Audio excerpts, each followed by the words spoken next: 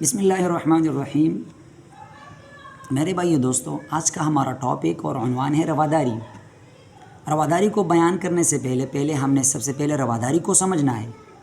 رواداری نام ہے کسی دوسرے مذہب اور اختلافات کو برداشت کرنے کا نام ہے، کسی کے نظریات اور اختلافات کو برداشت کرنے کا نام ہے، کسی کے نظریات کو سننا اور مہذب دلائل کے ساتھ الفاظ کے ساتھ رد کرنے کا نام رواداری ہے۔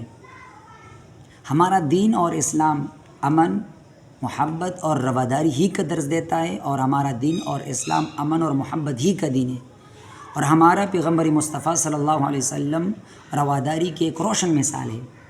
قرآن کے اندر اللہ جل جلالہ نبی کریم صلی اللہ علیہ وسلم سے ارشاد فرماتے، ادفع باللتی ہی احسن۔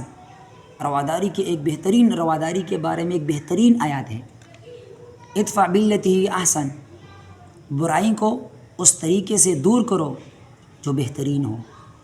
تو فائدہ کیا ہوگا؟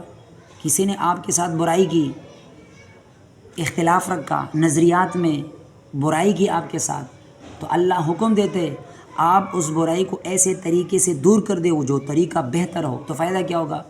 کأنہ ولی حمیم، فإذا الذی بینک وبینہ عداوۃ کأنہ ولی حمیم۔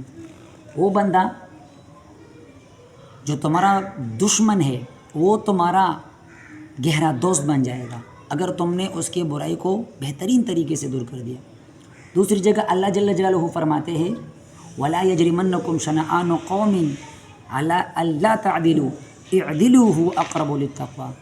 آپ صلی اللہ علیہ وسلم کو اللہ فرماتے کسی بھی قوم کی دشمنی تمہیں نہ ابار دے اس بات پر کہ تم انصاف سے ہاتھ بیٹھو، انصاف نہ کرو، نہیں، اعدلوا حکم دیا جا رہا ہے، اعدلوا انصاف کرو، هو اقرب للتقوی، یہ انصاف کرنا دشمنی کے باوجود یہ زیادہ قریب ہے تقوی کے، زیادہ قریب ہے تقوی کے۔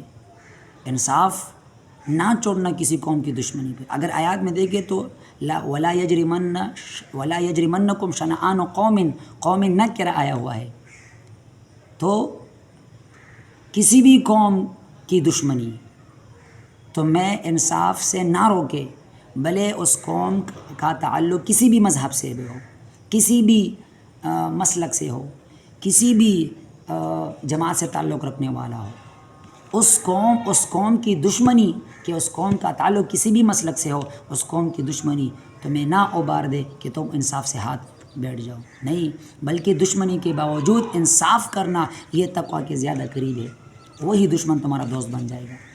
دوسری جگہ اللہ جل جلالہ فرماتے ہیں، وقولوا للناس حسنا، لوگوں سے تو ویسے بھی تم نے بات کرنی ہے، بات کرو، وقولوا للناس حسنا، لوگوں سے، للناس کا لفظ آیا ہوا ہے، الناس، ناس کا مطلب کیا ہے؟ ناس کافر ہو، مسلمان ہو، جس مذہب سے تعلق رکھنے والے ہو، جس مسلک سے تعلق رکھنے والے ہو، قرآن حکم دیتا ہے کہ تم اس کے ساتھ اچھی بہترین اخلاق والی مکارم اخلاق کے ساتھ پیش آؤ۔ دیکھو آپ صلی اللہ علیہ وسلم جب طائف گئے، طائف میں آپ صلی اللہ علیہ وسلم کو پتھر مارے گئے، آپ گر گئے، آپ سے خون بہہ گیا، آپ صلی اللہ علیہ وسلم نے ایک اپنی دشمن کے باغ میں پناہ لی، اللہ کی طرف سے فرشتے آئے، فرشتوں نے کہا ہمیں آپ حکم دے دے، ہم ان دونوں پہاڑوں کے درمیان اس کو پیس کے خاک بنا دیں گے۔ آپ صلی اللہ علیہ وسلم نے کیا فرمایا؟ ان کو بددعا نہ دی، بلکہ بددعا کے بجائے ان کو دعا دی اور فرمایا اللہم اہدی قومی فإنہم لا یعلمون، اے میرے اللہ میرے قوم کو ہدایت دے کیونکہ وہ نہیں جانتے، میرے رسالت کو نہیں جانتے، میرے پیغمبروں کو نہیں جانتے، میں تو انہی کے لیے دوڑ رہا ہوں، ان کو جہنم کی آگ سے بچانے کی کوشش کر رہا ہوں۔ ان کو بددعا کی بجائے دعا دی۔ اب دیکھو جب فتح مکہ کے بعد جب مکہ فتح کیا گیا، آپ کے سارے دشمن آپ کے سامنے کھڑے تھے، وہ لوگ جنہوں نے آپ کے دوستوں کو تکلیف دیا تھا، مارا تھا آپ کے دوستوں کو، وہ لوگ جن کی وجہ سے آپ صلی اللہ علیہ وسلم کے ساتھی صحابہ کرام 2 دفعہ مکہ چھوڑ کے گئے تھے، وہ لوگ موجود تھے جو آپ صلی اللہ علیہ وسلم مکہ سے نکلتے وقت آپ صلی اللہ علیہ وسلم نے فرمایا اے مکہ میں آپ سے بہت محبت کرتا ہوں، اگر یہ لوگ مجھے نہ نکالتے تو میں کبھی نہ نکالتا۔